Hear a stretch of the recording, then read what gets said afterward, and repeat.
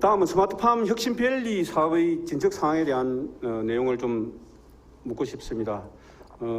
진척 상황과 그리고 지금 추진 과정에서 오는 애로 사항과 문제점은 무엇인지 말씀을 해 주시기 바랍니다. 예, 경남 스마트팜 혁신밸리 조성 사업 추진 사항을 말씀드리겠습니다. 지난해 3월에 농림축산식품부 공모사업에 선정된 후에 9월에 스마트팜 혁신밸리 기본계획을 승인받았습니다. 그리고 조성사업 부지 확보를 위해서 사유지 보상을 통해서 전체 사업 부지의 92%를 지금 확보하였습니다. 지난해 10월부터는 기반 조성 실시 설계 용역에 착수해서 설계 경제성 검토와 기술 검토를 거쳐서 이달 6월 중에 실시 설계를 완료하고 7월경에는 착공할 계획으로 있습니다. 그리고 교육형 임대형 스마트팜, 또 실정단지, 혁신밸리 지원센터를 건립하는 핵심 시설 실시 설계는 올 1월에 용역에 착수해서 7월경에 설계를 완료할 계획입니다. 그리 되면 8월경에 착공해서 21년 12월경에까지는 스마트팜 혁신밸리 조성을 완료할 계획으로 있습니다. 그리고 청년 창업 보육센터의 운영은 이 독립 경영이 가능한 청년 농업인 52명을 매년 육성하는 사업입니다. 올해의 청년 창업 보육과정 교육생은 지난 5월 4일부터 7월 3일까지 스마트팜 코리아넷을 통해서 온라인으로 이제 모집을 하고 있습니다. 우리 도에서는 지난 5월부터 우리 도와 부산, 울산의 농업계 고교 5개소, 또 농가대학 4개소, 또 경남교육청을 방문해서 이 사업 취지를 설명하고 관심을 촉구하고 적극적인 참여를 요청한 바도 있습니다. 지금 접수 현황은 6월 4일 현재로 경남은 9명이 지금 접수를 했고, 하지만 이렇게 홍보를 통했기 때문에 또 6월 중순 이후에는 접수 인원이 증가가 될 것으로 예상이 됩니다. 지금 매일 한 5명 정도가 이 문의를 하는 등 적극적인 관심을 보이고 있습니다. 그리고 사업 추진에 따른 애로 사항을 말씀드리면은 이 당초 농림축산식품부의 이 사업계획 수립 시에 이 기준 단가가 현실보다 훨씬 낮게 책정되어 있습니다. 농식품부 기준 단가가 유리온실 같은 경우에는 헥타당 30억 원으로 책정되어 있는데 실제 현장의 단가는 52억 원 정도 됩니다. 이렇게 갭이 크기 때문에 농림축산식품부와 기획재정부의 사업 단가를 현실화시켜 달라는 수차례 건의를 해서 2021년도의 사업비 정액에 대해서 어느 정도 긍정적인 대답을 받았습니다. 향후 중앙부처와 지속적으로 협의해서 경남 미래농업을 선도할 스마트팜 혁신밸리를 성공적으로 조성하도록 적극 노력하겠습니다.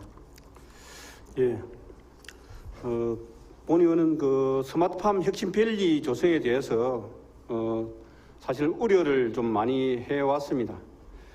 자칫 잘못하면 이것이 경남의 돈 먹는 하마로 변질될 수 있다는 우려를 몇 차례 피력한 바도 있고요. 실제로 이제 본 의원이 받아본 자료에 따르면은 크게 3가지 문제점이 있는 것으로 이렇게 파악이 됩니다. 좀 전에 잠깐 말씀을 해주셨습니다만은 첫 번째 이제 스마트팜 조성 기준 단가가 턱없이 낮다는 문제. 사실은 이제 사업을 받기 위해서는 그 문제점을 지적하면서 사업을 받아올 수 없기 때문에 아마 일단 사업을 받고 보자는 취지에서 그렇게 진행을 했겠지만은 실제로 이 기준 단가가 헥타르당 30억 원 정도에서 50억 원으로 이렇게 정액을 요구를 했는데 이게 뭐 정부에서는 긍정적인 답을 했다고는 하나 사실 이게 실행이 되어야 되는 것이라고 보기 때문에 이 문제와 관련해서는 예산의 문제가 상당히 앞으로 난항을 겪을 수도 있겠다는 걱정이 됩니다. 그래서 이 부분에 대해서 뭐 제가 여기서 쟁점을 삼아서 이야기하기보다는 어쨌든 정부에서 일단 단가를 현실화시켜 주겠다고 했다니까 다행을 생각하고 끝까지 좀 신경 써서 잘 챙겨주시기를 바랍니다. 그리고 이제 두 번째 문제가 또 이 스마트팜 난방용 지열 사업비가 또 부족한 부분에 대해서 추가 지원 요청을 했고, 세 번째는 이제 스마트팜 혁신밸리 운영비와 관련해서 30억이 연간 부족한 예산으로 이것도 국비를 요청했다고 이렇게 되어 있습니다. 그래서 저는 이제 이 3가지 스마트팜 밸리 문제가 사실상 정부 사업을 우리가 이제 공모 사업으로 받아왔는데 이 사업을 정부의 어떤 지원이 제대로 되지 않으면은 결국은 경남도의 예산으로, 그것도 자칫 잘못하면 기존의 농업 예산으로 이 사업비가 들어간다면은 앞으로 농업 부분에 있어서 상당한 또 후폭군을 남길 수밖에 없겠다는 그런 우려가 있습니다. 그래서 이 문제와 관련해서도 예산의 문제는 상당히 중요한 문제입니다. 사업의 성패를 좌우하는 것이기 때문에 이 문제도 좀 더 적극적으로 대처를 해 주시기를 바라고, 그리고 만에 하나 정말로 국비나 이런 부분들이 임시로는 답을 해줬겠지만 실제로 예산을 확보하지 못했을 때 장기적으로 이 스마트팜 밸리를 아까 청년농도 이야기하시고 했는데 그런 부분들을 제대로 운영을 하기 위해서는 엄청난 운영비가 지속적으로 들어가야 될 부분이기 때문에 이 예산을 어떻게 확보할 것인가에 대한 장기적인 계획들이 나와 있는가 저는 묻고 싶습니다. 그거 어떻습니까? 예, 우선은 이 조성과 관련해서는 지속적으로 중앙부처와 협의를 해서 예산을 확보를 하겠습니다. 지금 내년에 당장 전체 부족한 부분을 다 확보하지 못하더라도 순차적으로 확보해서 부족한 부분을 채워 나갈 수 있도록 하겠습니다. 그리고 운영비 부족한 부분에 대해서도 이게 수익형 사업이 아니고 청년들의 창업보육센터 운영이 주이기 때문에 항상 예산에 대한 부족한 부분은 계속 발생하리라고 생각합니다만은 절감 운영과 또 지속적으로 중앙 예산을 확보할 수 있도록 노력해서 그 부분들은 장기적으로 해결해 나가도록 하겠습니다. 예, 그런 노력들을 꾸준히 해주실 것이라 믿고 또 앞에서 잠깐 언급을 했지만은 어쨌든 이 예산은 정말로 기존의 농업 예산에서 이 예산으로 투입돼서는 절대 안 됩니다. 이건 새로운 사업들로서 예산 확보에 대한 운영비나 이런 부분도 장기적인 계획까지 고민해서 그렇게 진행을 해 주십사 하는 그런 부탁을 드리겠습니다. 먼저 전반기 2년을 보낸 우리 김경수 지사님께서는 도정 4개년 계획 중에 위의 농업 발전 비전의 전략인 풍요롭고 지속 가능한 농어촌이라는 전략과 그 5가지 과제 수행이 얼마나 좀 진척이 되었으며 또한 얼마만큼의 성과를 이뤘다고 생각하시는지 전반적인 평가를 좀 해주시기 바랍니다. 예, 도정 4개년 계획 중에 농정 관련되어 있는 과제는 4개 과제, 6개 이행 과제로 그렇게 분류가 되어 있습니다. 방금 조금 전에 의원님께서 말씀해 주신 대로 농산물 공급 체계를 좀 바꿔서 먹거리의 공공성을 강화하자라는 게 한 분야고요. 하나는 결국은 농가 소득 보장을 위해서는 농산물 수급 안정을 제대로 만들어내는 것이 중요하다는 차원에서 수급 안정과 그 과정에서 친환경 농업을 확대하자는 게 2번째였고, 3번째가 미래형 스마트 농업인을 어떻게 육성할 거냐, 농업의 미래를 어떻게 만들 거냐라는 거, 마지막이 오늘 여러 번 말씀 주신 농업인과 함께하는 협치농장, 농업 특위를 통한 협치농장 4가지였습니다. 앞에 3가지는 나름대로 지금 현재 정부의 정책 추진과 함께 경남도에서 할 수 있는 정책들을 나름대로 하나하나 차근차근 밟아왔다고 생각합니다. 다만 마지막 농업 특위를 중심으로 하는 협치농정과 관련해서는 아까 농정국장님도 답변이 있었지만 여러 가지 사정도 있었고, 그 다음에 실질적으로 사실은 농업 특위가 제대로 역할을 할 수 있는 구조적인 문제들에 대해서 좀 해결이 늦어지면서 이 협치와 관련해서는 지금부터 다시 좀 차근차근 좀 만들어 나가야 되는 그런 상황이 있다는 점을 말씀을 드리겠습니다. 예. 사전 질문에는 없었습니다만은 긴급하게 좀 현안으로 떠오르고 있는 농민 수당과 관련해서 잠시 말씀을 드리겠습니다. 어제 본 의원과 농민단체가 우리 지사님과 농민수당 관련한 간담회를 가진 바 있습니다. 잘 아시다시피 농민수당 지원 조례안은 경남의 농민단체를 비롯한 시민사회단체가 5개월여 동안에 경남 각지에서 4만 5천여 명의 서명을 받아서 우리 김경수 도정 최초의 주민 발의안으로 제출된 조례입니다.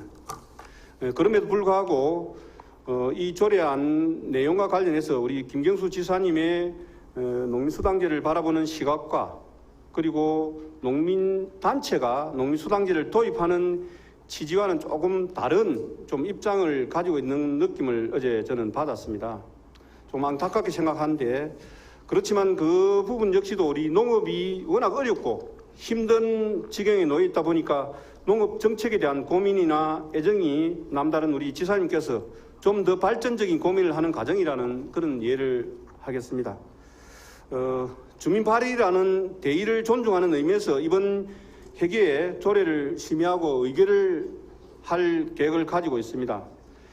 시행 시기를 비롯한 주요한 쟁점은 발의자인 농민단체와 집행부에서 이후에 협의를 거치고 또 규칙을 만들어서 좀 보완을 했으면 하는 그런 바람을 가지고 있습니다. 애초 질문에는 없었습니다만은 농민수당과 관련하여 우리 지사님의 뭐 하시고 싶은 말씀이 계시면은 말씀을 좀 해주시면 좋겠습니다.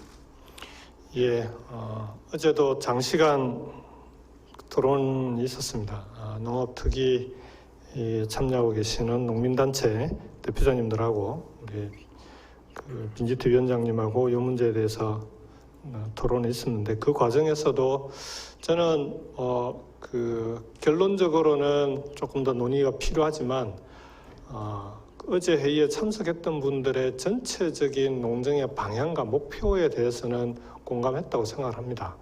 우리 도정도 지금 가장 중요한 농정의 핵심 목표가 어떻게 하면은 농가 소득을 정대시켜서 농민들의 삶의 질을 높일 거냐 하는 게 가장 중요한 목표입니다. 그 중에 하나가 농산물의 수급 안정을 위한 여러 가지 대책이고 또 하나가 농민들에게 지원되고 있는 각종 지원금이 지원되고 있음에도 이 지원금이 오히려 농사를 크게 짓거나 또는 좀 소위 대농이라고 하는 그런 분들에게만 어제 전농 의장님의 표현대로라면은 약 20%에서 30%에게 집중적으로 혜택이 주어지는 그런 지원금 제도로 이루어져 있기 때문에 이 문제를 어떻게 시급하게 중소농, 특히 어려운 농민들에게 혜택이 갈 수 있는 그런 체계로 재편하느냐가 제일 중요한 과제였습니다.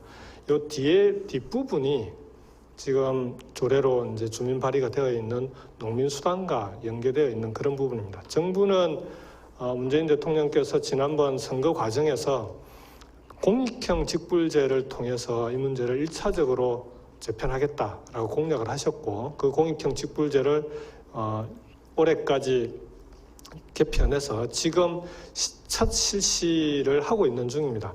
그 중에 핵심은 그동안에는 농사를 크게 짓는 분들에게 집중적으로 가던 직불제를 소농직불금이라고 해서 면적에 관계없이 농사를 짓는 분들에게는 기본적으로 기본소득 형태로 지원하는 그런 소농직불제가 들어가 있습니다. 그래서 저는 이런 정부의 공익형 직불제의 실시가 현장에서 어떻게 작용하는지를 보고 그것으로도 부족하다면 농민수당을 포함한 우리 경남도의 농민 지원 대책을 적극적으로 함께 협의해서 추진해 나가겠다라는 말씀을 드렸었고요.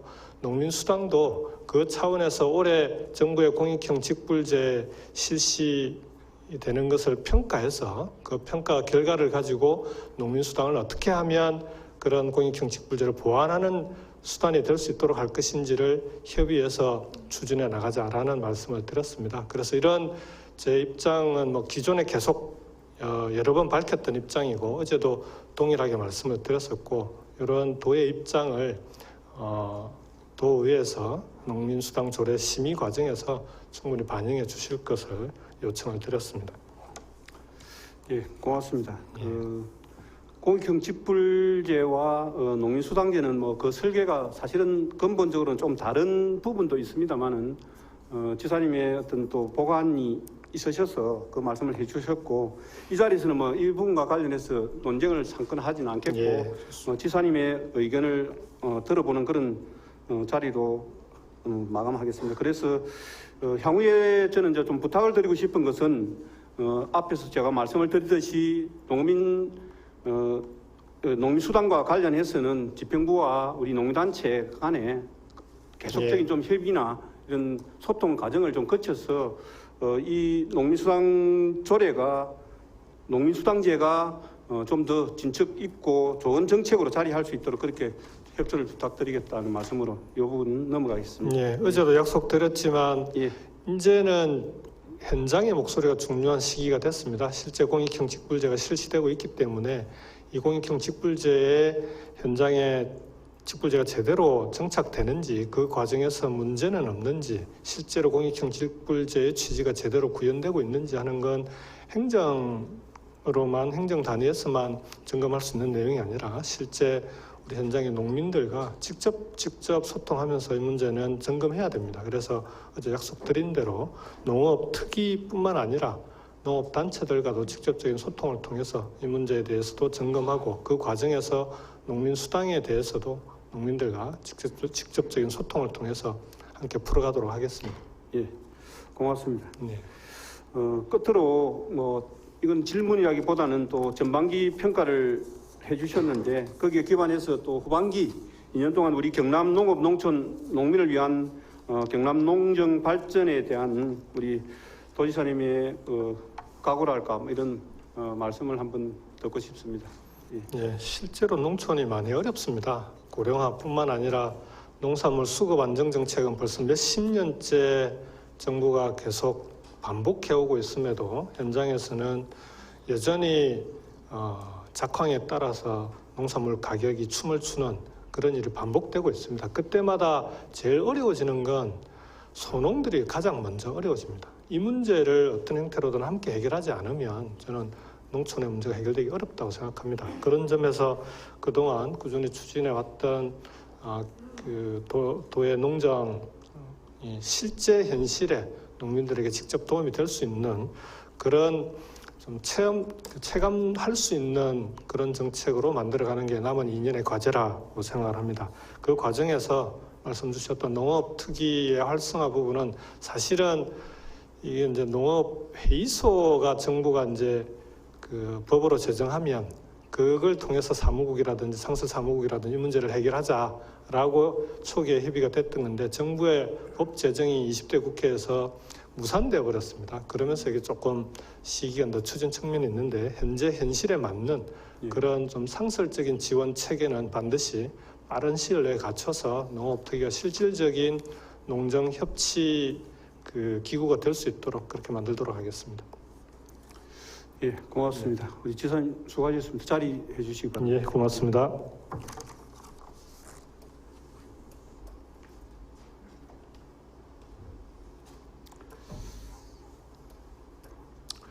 예, 제가 앞에서도 말씀드렸듯이 오늘 제가 마련한 이 도정 질문은 쟁점을 이 자리에서 논의하고 따지고 묻는 것보다도 사실상 2년간의 농업 정책들이 있음에도 불구하고 여러 의원님들과 이렇게 좀 전반적인 공유를 하지 못했던 부분들이 있을 것 같다는 생각이 들어서 전반적인 그런 평가와 함께 그리고 후반기에 우리 농업 방향들을 좀 더 고민해 주십사 하는 그런 의미에서 오늘 도정 질문을 마련했습니다.